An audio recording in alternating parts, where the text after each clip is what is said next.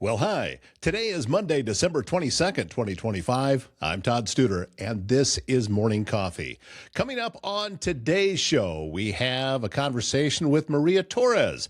Maria is the Health Equity Coordinator with Pottawatomie County Health Department, and she's coming in to tell us a little bit about her background and also how she got into working with the health department and just some of the different things that her office does. So Maria Torres is our guest today on Morning Coffee.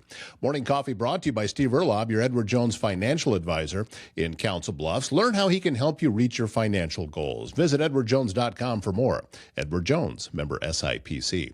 Technology should work for you, not against you. And at ThinkSpace IT, they provide expert IT solutions to keep your business running smoothly and securely. From cybersecurity and cloud services to network management and tech support, they simplify IT so you can focus on what matters most. Stay protected, stay connected, stay ahead. Visit ThinkSpaceIT.com. And since 1870, Avela Bank has been providing Iowans with high-quality financial products and services to fit their needs. Whether you need a loan, looking to start a new business account, saving money for a trip, or just opening a personal checking account, Avela's qualified bankers can help you with all of that and more. Visit avela.bank to learn more. And we're back in the studios on Willow, and this is Maria Torres. She is the Health Equity Coordinator for Pottawatomie County Health Department. Hey, thanks for coming over. Thank you. Was it a hard walk? No, actually, if it weren't, and I was thinking of telling you this, if it weren't as windy as it was and a little, chilly, Right, yeah. I would have walked here. You're really close to my office. Yeah, we are. Yeah. Now, my partner up here in the studios on Willow, Kyle and I actually walked down to lunch today, and I was rethinking those life decisions.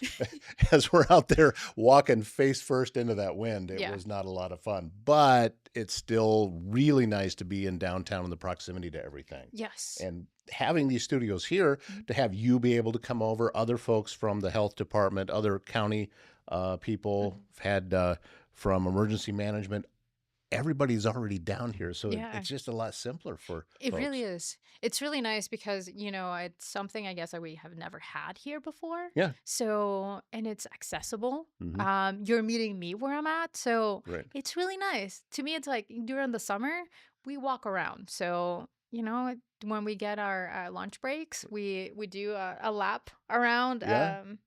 Bayless Park. Mhm. So everything is here. So we like it here. Well, now that I'm here, I get to get out there and join in all the fun and the festivities after it gets a little warmer.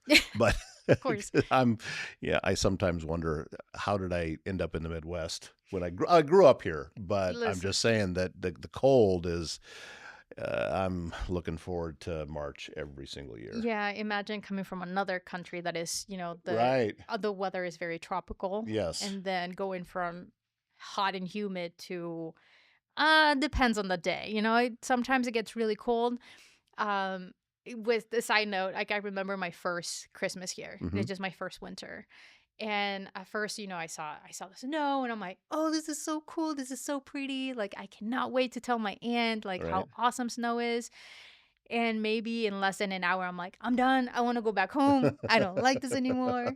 Like the snow is up to my knees. I'm like, this is it. I can't do it. Well, that's how we know you are officially an Iowan then, Yep. because we're all saying that same thing. Yep. We want it by Christmas, which, by the way, doesn't look like we're going to have a white Christmas this year. Mm. It's going to be warm through the entire week. But when we start getting into February and we realize that, we've still got a ways to go before this is over with, we're all ready for it. So, that makes you officially, you are officially from the Iowan? Midwest Yeah. now. Definitely. Excellent. That's once I hit the mark, I think like the 15-year mark of being here, and it was already 5 years over my Mhm. time from El Salvador because I lived there 10 years and then coming here, I'm like, yeah, this officially makes me an Iowan. Like I haven't gotten out of here. And I always like, no, once I'm 18, I'm 35 now.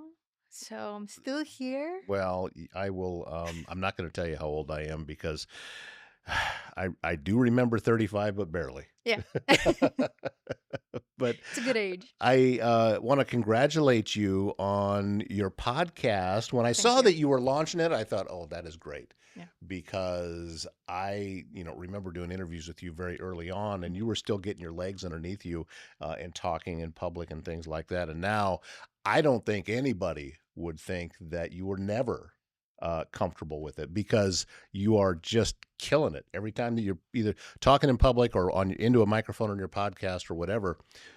You sound very comfortable and you sound very natural. Thank you. And I have learned that the more you do something, the more comfortable it gets. Yeah.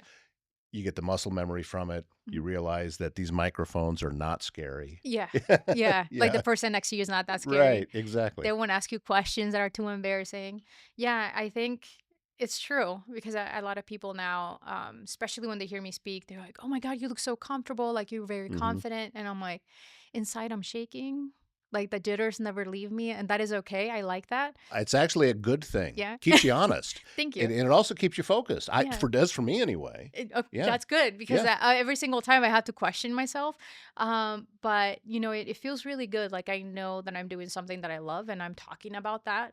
But when people hear me and they start saying that, I'm like, listen, if you would have heard me on that first interview, there was a lot of ums and I didn't know what to say. I got so because sometimes my Spanish comes out. So I don't know, like, it felt really weird when people were telling me like, "Oh, you look comfortable with that. It looks like you're a natural." And I'm like, Mhm. "I became this. This is not something that was born in me." Like, I'm an introvert, man. I'd rather be at home Right. reading a book with my doors closed. I'm okay with people being outside of those doors. But now it's awesome because, learning and seeing, people like you, like that gives us platforms like Mhm. this. It makes me more comfortable to talk. And plus you make me really comfortable too. So Well, thank you. yeah. That's a high compliment. I want to completely off topic Yeah. is something that I'm curious about. Now, first, uh, you were still a teenager when you moved here from El Salvador, correct? Yeah, I was 10. Oh, 10, not Yeah, even a yeah. teenager yet. Uh-huh. Okay. Were you learning English before you came from El Salvador? No. No. Okay. Now here's the question. The reason I'm asking this, and this is just me being goofy. Mhm. When you dream, do you dream in English or Spanish? Both. Both, Mhm. really. Yeah. It depends. Honestly speaking, it's gonna sound weird. And I know that everyone's different. But for Yeah. me is depends on where I'm at and who I'm with. Like Okay. if in my dream I'm dreaming with Hmm.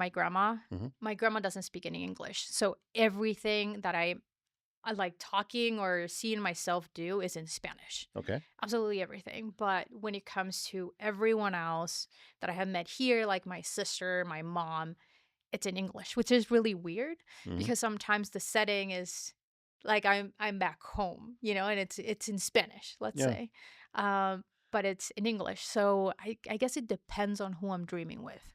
Well, and also, I wonder because I took a semester of Spanish back in high school, and I escaped with a C minus, and That's better. that That's was the better than best most. that was the best I could do. Yeah. But how long did it take you before you didn't have to translate in your mind as you were speaking in English? Mhm. That because I'm sure for initially Yeah. all the thoughts are in Spanish. Everything. So how long did it take before you didn't have to do that translation? So I will say that I'm really lucky that I had my mom with me because my mom, but since the moment that we touched like the U.S. Hmm. Ground, she was like, "No, we need to have you guys learn English, like everything, submerging ourselves in English." So at the time when I got here, I had a 1 year old brother, and he had this little leapfrog and it was a vocabulary. Right. So my mom had us practice every single day, and she's like, "Okay, say the words and say it that way, and just." Hmm. Even though in her listen, when it comes to my mom, sometimes I'm like, I don't know what's going on because she doesn't want to speak English, but she understands it really well. But my mom is also trilingual. So Okay. there's just a lot that she's been learning. It's amazing.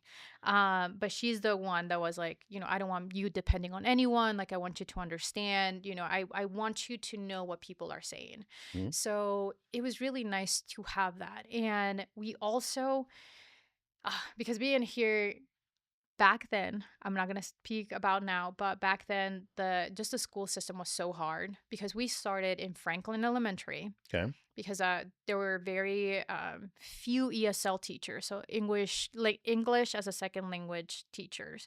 So we moved from there, and then we went to Washington Elementary, which is now it's not Washington anymore, and I forget what it's called, but it's something else. But I think it's like a secondary school Okay. where you can get your GED. From there, we went to Kern Junior High, and the only reason was because there wasn't enough teachers in the school district. So although we lived here on this side, like I should have gone to Wilson Elementary, Hmm. but just due to not having enough, they would send us all the way out there, and then coming back and doing TJ. So all of my friends, everyone that I grew up with, essentially, going to AL, Right. then I'm going to TJ. So kind of starting from scratch. But it was great because I honestly think that it only took me, and if I remember correctly, about a year and a half. Because a teacher that we had, and shout out to Miss Fountain, um, she was amazing. Like she had us reading books, and she was telling us that it was very important for us to be in music class Hmm. because that had us, practicing English. And there were a lot of words that I'm like, I don't even know what this says. Like I had a music teacher that every single time she would see me, she would start singing Maria, that song. Yeah. Yeah. I hate that song now,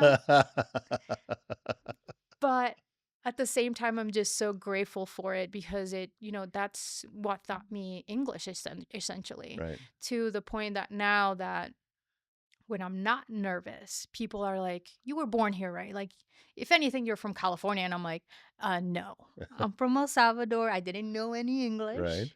I think the only thing I knew how to say was hi.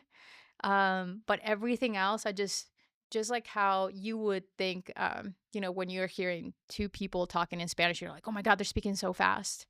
That's what I would think in my mind, like, oh my God, I don't even know what they're Hmm. saying.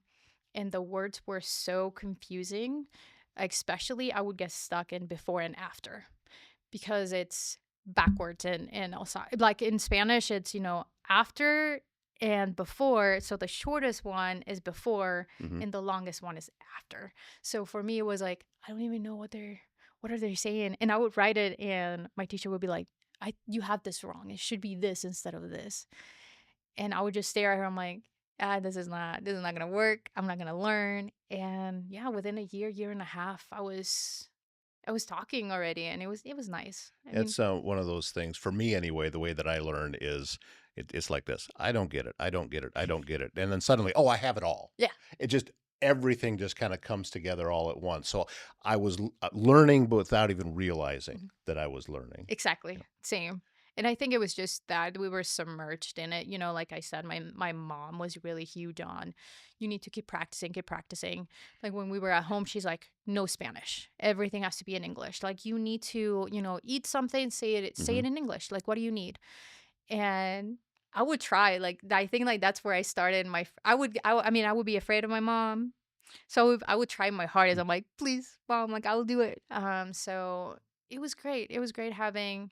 I mean, I know not a lot of kids have parents like that, but my mom was really into. I don't want you to, to have what I had when I came here. Like I didn't know anything. I want you to have like the support that you need in for you to help others if they need it. So did you do that same thing for your son? Did he learn both English and Spanish growing up? Oh man, I'm gonna put me. So yes, we Yeah. started that way. But when he was growing up, he started here at Longfellow. I Hmm. mean, he's still going there. Um, but he would stutter a lot Yeah. and because it was confusing for him. And at the time, his teacher had me speak with a speech therapist, and she's like, you have to pick either it's English or Spanish. He's getting too confused. Okay. He's stuttering too much. Like he's unable to say the words correctly.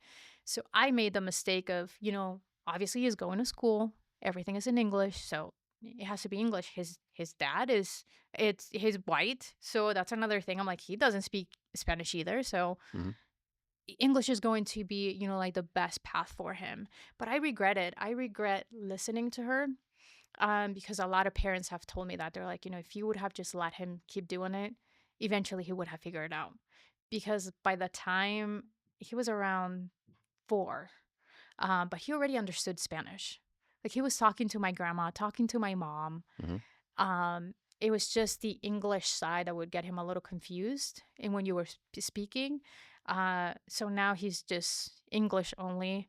He does understand a few words in Spanish, and now he's like, "I want to learn your language," and I'm like, "What do you mean? It's our language, kid." Um, but That's awesome. yes, but it's great, because now he's the one interested. Yeah. He's the one who's like, I want to know more. I want to be able to speak. When we go out to El Salvador, he's like, I want to be able to talk to people. Mhm. So now I'm trying to go back and get him into it. Sometimes it's really hard, man. When it comes to 9-year-olds, their attention span, Yeah. Yeah. yeah, I remember. yeah. So you growing up in Council Bluffs, Mhm. at some point you made the decision that a career in the public sector was what it was that you wanted to do. Mhm. How old were you when you made that, or did life just kind of take you that way? Life just kind of took me that way, but I will say that I mean, I always had this thing that I wanted to help people ever since I was really, really little. I always had that passion of just helping others. But honestly, I started going to school back in 2018. I was going to be an aircraft mechanic, Well, right? that's kind of cool. Yeah, right. Yeah. But due to COVID-19, we were required to have 1900 hours per the FAA at the hangar. Hmm. And I couldn't make that and meet those requirements because my son, since he was going to school, they had those weird hours where only half of the kids were showing up to school. And, it was weird because every week it kept changing. Like on the first week, they would go to school 3 days, do 2 from home. Hmm. And then the following week, it was 3 days from home, 2 days from school. So I couldn't meet the requirements. So then at that moment, I had already worked for the county at the recycling center. And my understanding is that the administrator, she remembered me and she's like, I remember her like helping us with Spanish at one of our events. I need to call her and see if she's available to come and help us. And that's how I ended up in public health. But then I'm like, this is exactly what I want to keep doing. Yeah. Like, it's just, I don't know, it fueled me even more. I had an experience. Well, I was 25 Mhm. when I first got into radio, and I scared out of my mind Mhm. sitting in front of a microphone, but realized this is it. Mhm. Yeah. This is what I'm doing. Yes. And Yes. so when that happens, I think it's I think we're fortunate Mhm. if we get to experience that, Yes. because, and I know that not everybody's radio, not everybody's going to be, Mhm. public health department, but if you find the thing that it just fits, and Yes. Yes. this has ceased to be what I do, and it's what I am. Mhm.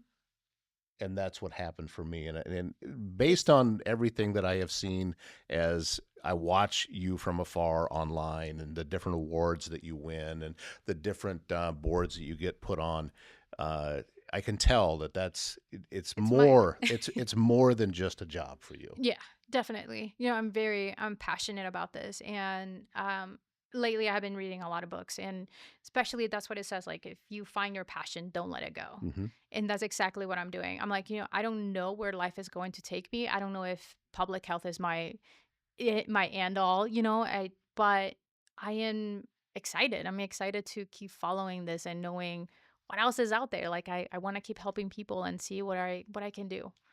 So what the health equity coordinator, that's a lot of words to put on a business card. What does it mean? Oh my God. So right now, so I'm the first one in that position. So the position was created technically for me. Um, but it's everything. It's absolutely everything. Right now I want, and I have been focusing a lot on it's on a language barrier. Okay. Why? Because within just living here for 26 years, I noticed, that there wasn't a lot of information in Spanish. And when I started in this role, I'm like, okay, like whatever we do in English, like I'll translate it in Spanish. Like I want my community to get the same information as everyone else because not everyone understands it. And while working within my community, I also noticed Spanish is not the only other language here. I mean, there's Pashto, Dari, Karem, Burmese. So there is just so many other languages that other communities are needing. So now I'm like advocating to make sure that everyone is at least able to get something, right? Because I remember my mom with any event or resource. Like I remember there was this time when public health used to be under, God, in this white building. And I Yeah, I forget what know. it's I know called. right where it's at. Yeah, Yeah. it's City Hall. Yeah. So we were there, and my mom found out about vaccines. They were giving free immunizations during that time. And she found out from a friend of a friend of a friend. And I mean, we got there the last day. It was probably within the last hour for us to be able to get those vaccines. And I just thought, I'm like, it could be so much easier. She could have been able to find a flyer at her work. Yeah. She was working at Harrah's. And I'm sure that there was a flyer there, but it was in English. So there was just so many things within those barriers that I'm like, I want to make sure that, others are able to get those. I know a lot of people that work within the casinos, within the meat packing plants. So it's not that hard to send a flyer that has other languages attached to it. It's just, I don't know, copy and paste, I feel like. But it's also letting others know because you don't know what you don't know. And I think too that a lot of us do not know that there's so many other languages here. I feel like we just get caught up in one lane of we have always done this way. It's been perfect. There's nothing needs to be changed until someone like me goes into your organization. It's like, well, what about my community? Because I know that my parents don't understand this. I know that my grandma will not understand this. What about my language? So I think that's when we start changing, the narrative of like, oh, okay, like we have been doing it this way, but we have to make sure that we're doing more for others too. I'm scared I'm going to get this wrong. Go ahead. I did some work down at ConAgra plant, doing some video work for them. We were doing some instructional videos of things we were doing. And one of the things, boy, I hope I'm remembering this correctly. It's because it was shocking. It seemed like he said that there was over 70 languages going on inside of that facility. And I remember thinking, what? Yeah. That many? I had no clue. Yeah. And that was part of what they were wanting to do, was to create instructional videos or different things that training that people could understand and that they could read or they could watch. Yeah. And that shocked me that in just our little corner of the world here, there was that number of different folks that were all speaking different languages. It's amazing, because I also will say, like, I thought, because even at the beginning, I'm like, it's just Spanish, it's just English and Spanish. Yeah. But once I started working with public health and just seeing everything else and how everyone else was talking about other languages, and I'm like, wait, if you're talking about other languages, what other languages are here in just Council Bluffs as a whole? And when I started searching, I'm like, oh my God, like it's crazy how much you can learn and educate yourself just by looking some things up. I know that it was in the census. I know that it's within the city's page too, where you go in and it talks about language and how we're all from different places, yet we're here in Council Bluffs, Iowa. I have a man that I went to school with back when we were much, much younger, and I knew that he was living in the Czech Republic, and I was just asking him questions because at the time I was thinking, man, wouldn't it be nice to just retire in Costa Rica? And I was just asking him about it, and he said, well, number one, do it because you can always go back if you don't like it. But he also said, having the experience of being in another country and instead of being out shopping for souvenirs, you're shopping for underwear. That's an entirely different experience. Yes. Now, what you're talking about is folks that are here Hmm. having that experience. It's just that they're here, Yes. instead of us being somewhere else. Mhm. Oh, but I will say like that's something that I'm also thinking about when my son grows up. Like, I want him to go and explore that. I Hmm. want him to go in school outside of here.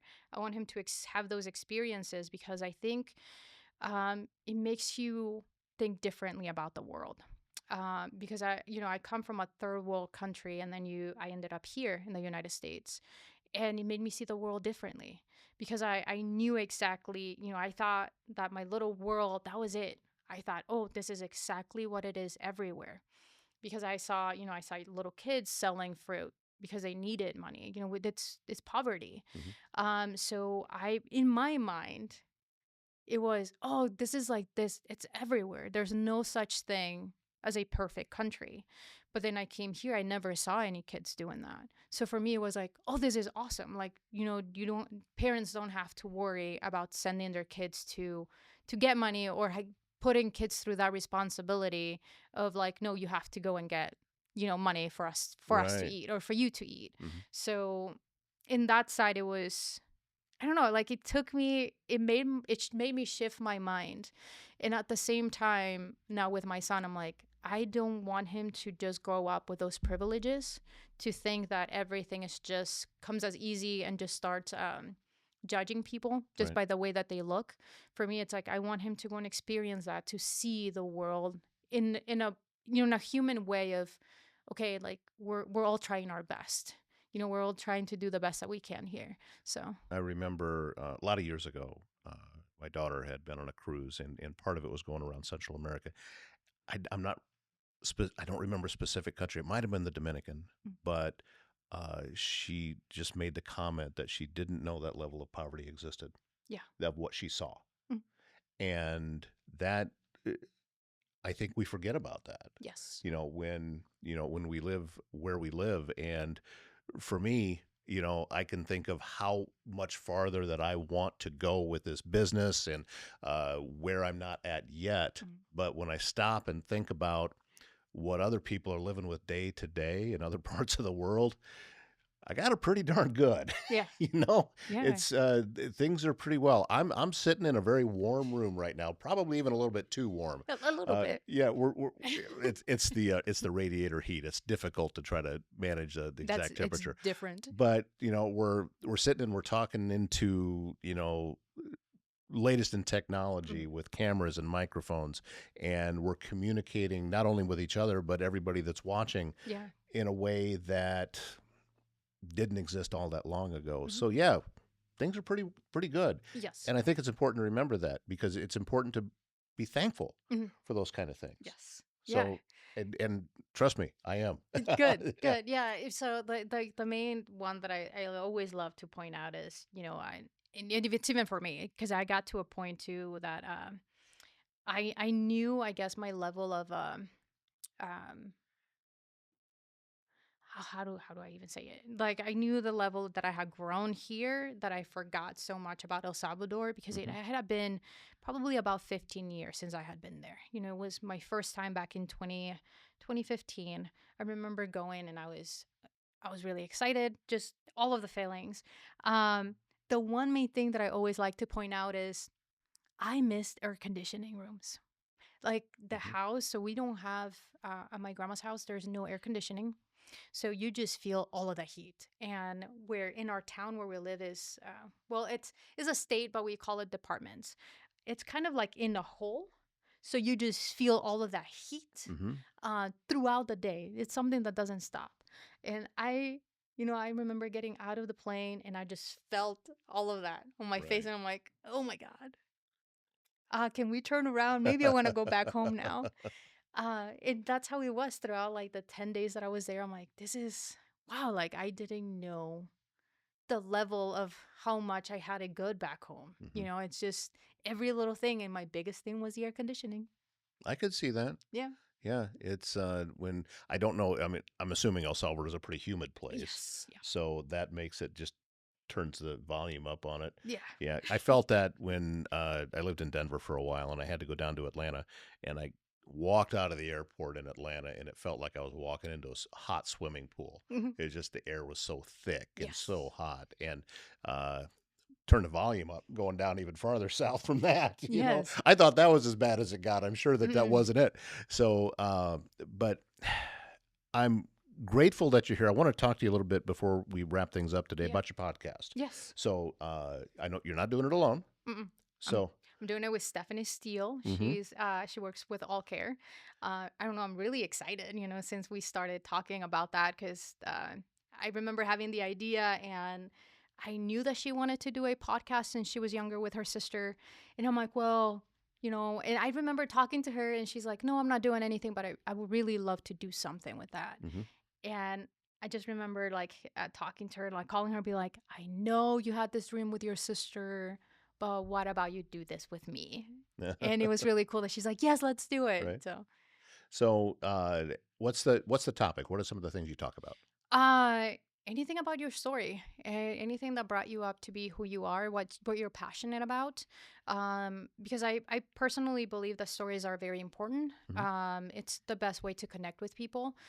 I remember that in the first episode, I spoke about my story, just being an immigrant. And for me, it's very important for people to know that I am.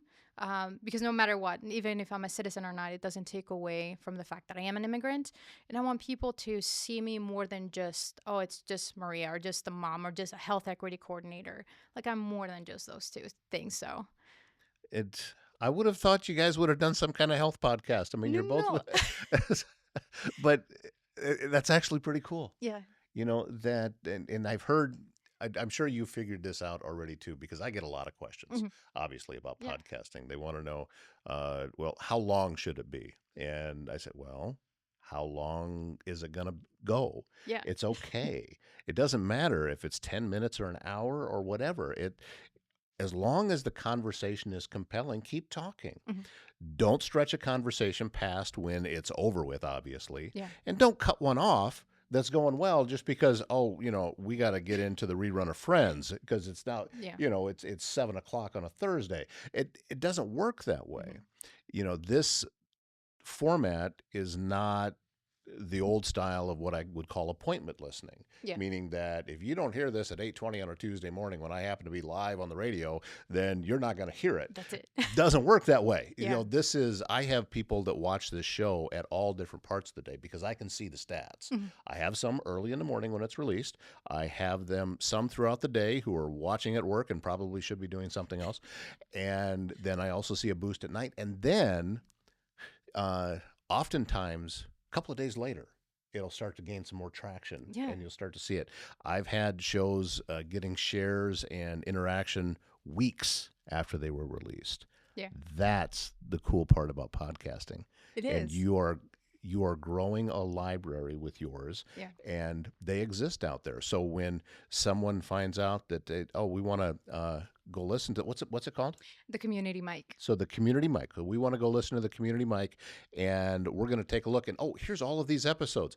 Oh, this topic looks like it's something I'd want to hear. And Mhm. then you go and you click on that. Yeah. And as you build that library, more and more people will find you. Yeah. That's how it works. And I will say, like, I'm really grateful because I remember asking you a few questions on it. And one of the main things I remember that you said was, like, don't focus too much on the views. And that's Yeah. something like we are learning into it. I remember like we had those conversations of like, oh, but we're not getting, a lot of views on this one Yeah. video, but we are getting a lot of views on this one. So what are we doing, differently with this one that maybe we should be doing just like the others? And just those words reminded me, like, just let it go. It's going to be okay. Mhm. It's going to be fine as long as we don't let go of it. And I think that we are very passionate about this podcast, that we don't want to let it go. We're like, it doesn't matter. Like, let's just keep it going. Yeah. The views do not matter. I mean, sometimes it makes you feel good that, oh my God, like people are listening to us. Yeah. Like they really do like us. You know what I mean? I do. yeah. Yeah. And it's really nice to see, like, it's not just the United States, that there's other countries. And I'm like, Yeah. what? Uh-huh. So It's just learning. I think it's just trying to make sure that we also take a step back of like it's gonna be okay. Like it's going to take off when it's supposed to, when it's meant to. Let's just keep going with it. If there's something that we don't like, let's change it, which we have been changing a lot. I think just the questions that we ask, we have been modifying them, I guess, in some sense, but it's really cool. And I appreciate, like that I'm able to send you a message and be like, Todd, please help me. Well, it's what I do. Yeah. And I am happy to share any of the information that I have. And if I don't know it, I'll tell you that too. I Yes. said, hey, I'm not really sure about that. But I think I told you, and I've told everybody, that you just have to have a reason for doing it besides listens, views, downloads, Yeah. whatever, because that's something you cannot control. Yeah. You Yeah. don't have control over that. You can try to do everything that you can do to affect that algorithm that is going to depend on who is seeing it and who gets pushed out. You can't make someone push play. And as much as you think you might know the algorithm, you don't. Yeah. And, Yeah. and as soon as you start to get things figured out, it's going to change. Mhm. Because when I start with my shows, when I start seeing a lot of people interacting with the shows that I didn't see before, something's changed. Yeah. Yeah, It's true. It's really true. because now different people are starting to find it. And that's how I know that this is working. Yeah. And plus, when people start calling me and say, hey, can we get on? But this is what we've got going on. Can we come on your show? Yeah, come on. Let's talk. It's really cool. Yeah. So Yeah, that's what the medium can be. And I think you're finding that out as you're putting these episodes together. Yes, and and it also is fueled by my love for community. I want to share our community. I truly do believe like we don't know everyone. It would be nice, to highlight people that probably you have never heard of before, Right. and just talk about their story, because we, as in passing we see each other and you're like, oh, there they go, and that's about it. But then when you hear their story or just how they came up and how passionate they are in what they do, I don't know. I think it just hits different, and I love just. I don't know. I love getting to know who's across me, I have also heard people make the mistake of thinking that they're in competition with another podcast. No, you're not. That's like saying that People Magazine is in competition with Newsweek. No, you're not. It's people don't listen to just one podcast. And because it's not appointment listening, you don't have to choose between TV shows that are airing at the same time that aren't available on demand. It's different now. Everything is different. Yes. TV's different. Audio, just as you're doing just audio, that is different. Yes. The traditional way of doing media, sorry guys, if you're in radio or television, especially at the local level, technology's obsolete. That's just what it is. Yeah. This is the way that things are going. And people are busy. People will want to listen as they have time to listen. Yeah. But it's not what it used to be. It's true. It's not when I was a kid, Fox didn't even exist then. The Fox TV, that was back Married with Children and The Simpsons. Those were the two big shows that came on when that came on. It was, ABC, NBC, CBS, and public television. Those were the four we had. That was it. There was no other television. Wow. That's really cool. And I didn't grow up with cable. Yeah. I lived in a tiny little town that didn't get cable until after I was long gone. So that world is gone. And we live in an on-demand world now. So you're a player in that game. You're right in the heart of it. Yeah, thank you. And I think I completely agree. People don't just listen to one thing, because maybe they'll listen to me one week and maybe someone else the other. Because we can have the same podcast, but we have different voices. Yes. We have different people sitting on our we chair. can have the same guest on, and it's going to be two completely different conversations. Yes, and both are valid. Yeah. You get it. I'm excited. I'm excited that I'm understanding it more, like the more I'm going through it, because at the beginning I remember just being so afraid, like, oh my God, we have never done this before, but how cool would it be to do it? And it was just a feeling that it wouldn't let me go. And then once, it started, I'm like, this is it. We're going to write it. We're going to write it out as long as it goes. So excellent. Well, congratulations on what you've done so far. And I'm looking forward to everything that's coming out too. And thanks for coming up here. This is always great. If you got stuff that you want to be able to get out to the public, please consider us a source. We would love to be able to help with that. And, when I say we, I mean me. Yeah. I figure as much. Yeah, but Maria Torres, a health equity coordinator for Pottawatomie County Public Health. Thank you so much. Yeah. Grateful that you took some time Yeah. and looking forward to the next time. Yeah. Thank you for having me. I appreciate it. Morning Coffee, supported by Bryce Taylor and GLI Insurance Group right here in Southwest Iowa. December is when the holidays kick in. It's also when winter really shows up with dead batteries, icy driveways, all the good stuff. Bryce and his team live right here in the same communities they insure, and they're ready to help make sure your home, car, and family are protected as we head into the heart of winter. That's GLI Insurance Group. Local people, local service, all season long. After a 2-year renovation, a true downtown Council Bluffs landmark is open once again. It's the Park Building, right where I am recording now. It's been fully refreshed with new finishes, updated HVAC, and modern amenities, all while keeping the historic charm that makes this building special. Office spaces now available. A single one-room office starts at just $450 a month, and it has full floor suites available at $15 per square foot.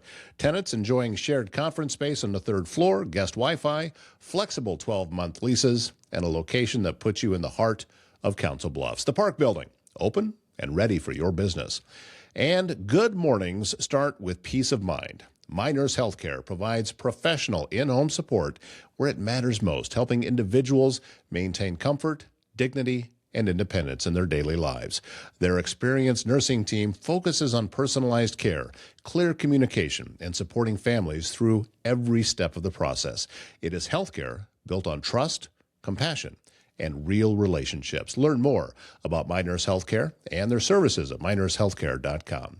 That's going to wrap up today's show. We are at Monday. Christmas is Thursday. Have you heard about that? Programming note, we will not have a show on Christmas Day, but we will be back with a show on the 26th, so look forward to that. My name's Todd Studer. Have a great Monday.